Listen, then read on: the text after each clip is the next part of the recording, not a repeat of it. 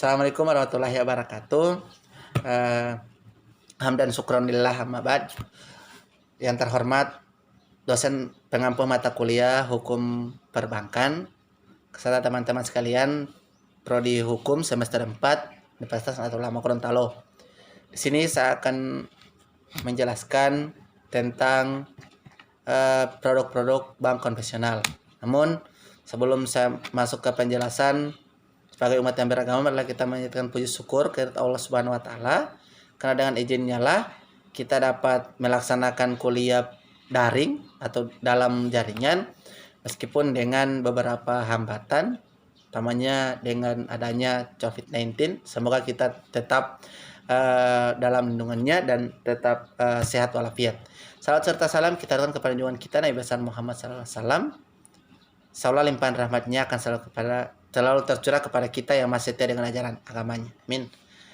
Dalam pembahasan kali ini, rumusan masalah saya mempelajari apa yang dimaksud dengan bank secara umum dan bank secara khusus, terutama dengan produk-produk bank konvensional serta perbedaannya dengan bank lainnya. Pertama adalah pengertian bank. Hampir setiap kegiatan perbankan mengandung aspek hukum dan penerapannya, sehingga pengetahuan di bidang hukum mempunyai penerapan yang sangat penting setiap kegiatan perbankan. Pengetahuan perbankan tanpa ditunjang dengan pengetahuan bidang hukum akan membuat pengetahuan tersebut menjadi kurang lengkap atau sesempurna dan berkurang artinya. Beberapa pengertian bank yang perlu dikemukakan diantaranya sebagai berikut. Yang saya ambil adalah menurut RG How Trade dalam bukunya Charge and Credit Bank. Bank adalah semua badan yang mengadakan jual beli kredit, itu adalah bank. Kemudian jenis-jenis bank. Jenis bank ini ada jenis bank sentral dan bank umum. Kemudian ada bank jenis dengan sistem konvensional. Konvensional berasal dari kata convention atau konvensi atau pertemuan. Jadi bank konvensional adalah bank yang mekanisme operasionalnya berdasarkan sistem yang disepakati bersama dalam suatu konvensi. Kemudian pengertian bank konvensional. Secara umum, bank adalah suatu badan yang memiliki wewenang dan fungsi untuk menghimpun dana masyarakat umum untuk disalurkan kepada yang memerlukan dana tersebut. Bank konvensional adalah bank yang melaksanakan kegiatan usaha secara konvensional dan atau berdasarkan prinsip-prinsip syariah yang dalam kegiatannya memberikan jasa dalam lalu lintas pembayaran. Kemudian sejarah perkembangan bank konvensional. Sejarah bank konvensional itu ada perkembangan bank konvensional diawali ketika bangsa Eropa dimulai menjalankan praktik perbankan yang berbasis bunga. Kemudian selanjutnya adalah produk-produk bank konvensional. Ada beberapa produk bank konvensional. Yang pertama adalah giro, yang kedua adalah tabungan, yang ketiga adalah deposit, yang keempat adalah rekening antar bank. Giro adalah sistem konvensional, bank tidak berbayar ataupun pada pemegangnya malah mengenakan biaya layanan.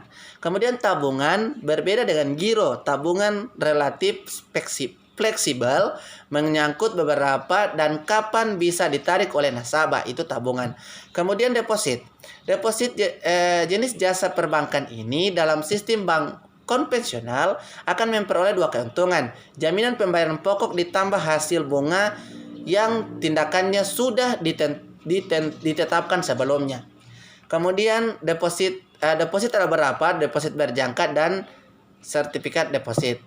Kemudian rekening antar bank. Rekening antar bank dalam bank konvensional, rekening-rekening simpanan dan pinjaman antar bank termasuk pinjaman dari bank sentral semua diatur berdasarkan bunga.